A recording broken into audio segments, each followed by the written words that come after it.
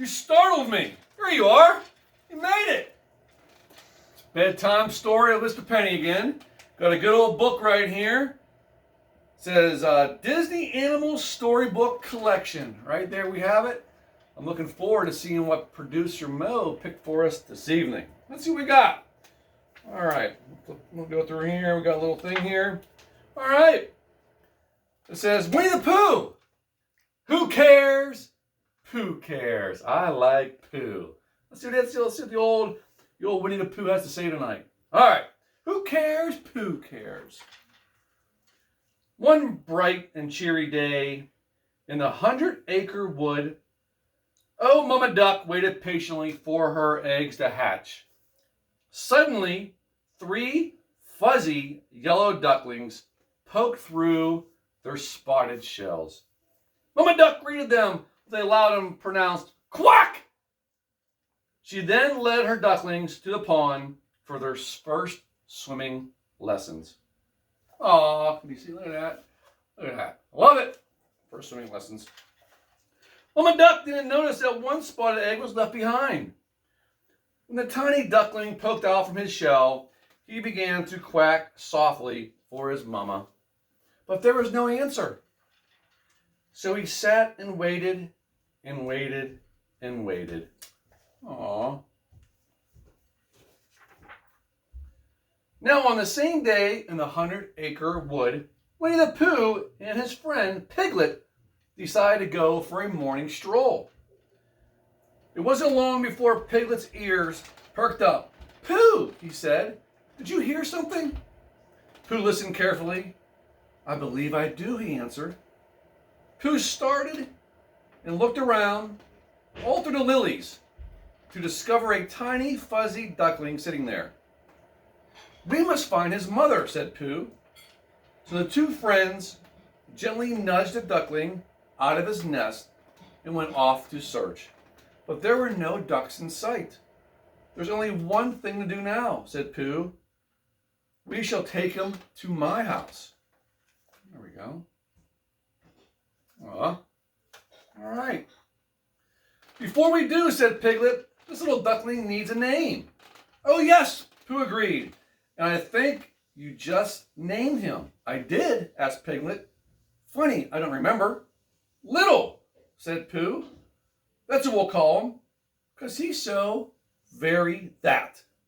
Follow us, Little, said Piglet with a giggle. We are taking you to Pooh's house.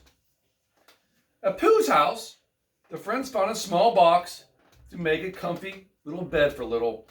Pooh let the duckling borrow a blanket so he could be nice and cozy, and Piglet set up a little nightlight in case he was afraid of the dark. Then Piglet filled a saucer with water and left it next to Little's new bed. Just in case he gets thirsty, he said. I like that name, Little. What would you name him? Little. The next morning, Pooh, Piglet, and Little went to visit Rabbit for their first meal of the day. We were wondering if you might have a little something for him to eat, Pooh said. Exactly 1 minute later, Rabbit presented Little with a plate of tiny green beans, peas, and half-chopped tomato. I like green beans. That's a good little meal. After breakfast, Pooh and Piglet took Little to Kanga and Rue's house.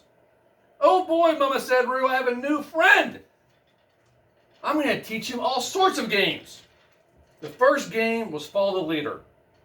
After a while, Rue moved on to playing hide and go seek. Soon after, Little was in for something special, for there was nothing Rue loved more than making pies with soft, squishy mud. Mud pies. The mud pies. Pooh and mud pies. After a bath and a snack, Pooh, Piglet, and Little headed home and stopped to visit Owl on the way. Well, bust my beak, aren't you something, pronounced Owl. Let me show you how to primp and plump those feathers, those yellow feathers of yours, dear fellow.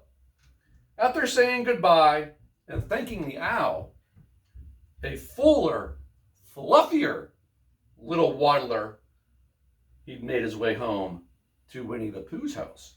Look at how fluffy he is. The very next day, Tigger and Roo came to Pooh's house to visit Little and give him a bouncing lesson.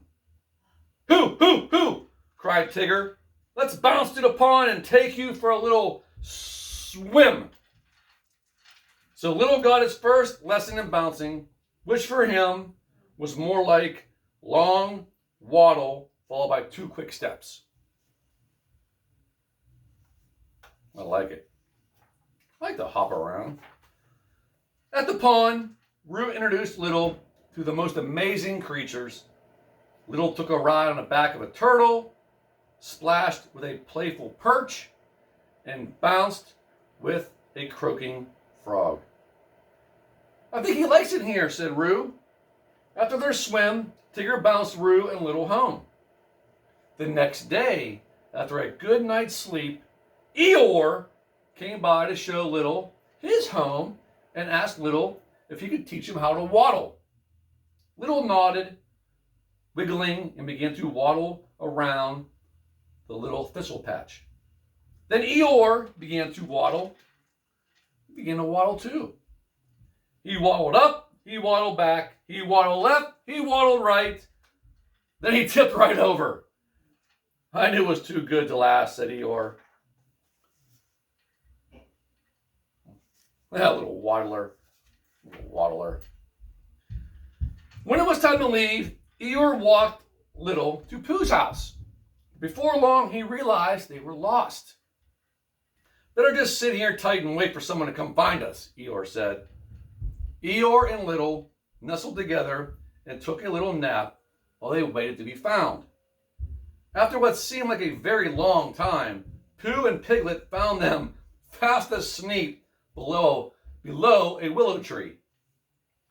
Together, the friends walked and waddled home to Pooh's house. Then Pooh and Piglet put Little to bed. They heard the duckling quacking in his sleep. "Listen, Pooh," said Piglet. "I think he's quacking." "He's quacking! Mama! Mama! Mama!"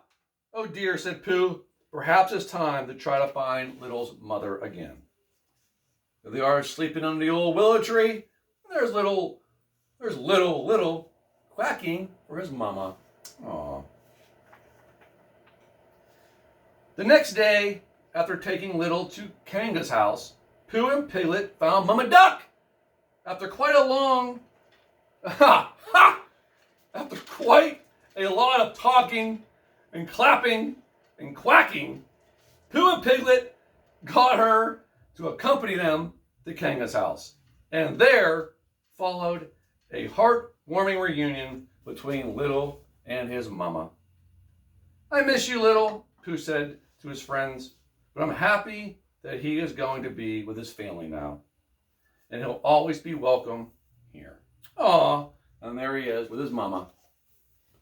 That's a good story, especially in times like this when some of us are away from our families. I know I miss my mama and wish I could spend more time with her. So enjoy your time with your family. Cuddle up in bed or your couch or whatever. Hopefully you enjoyed this story. Until next time, I love you. Good night, sweet dreams. And don't let the bed bugs bite. Bye-bye.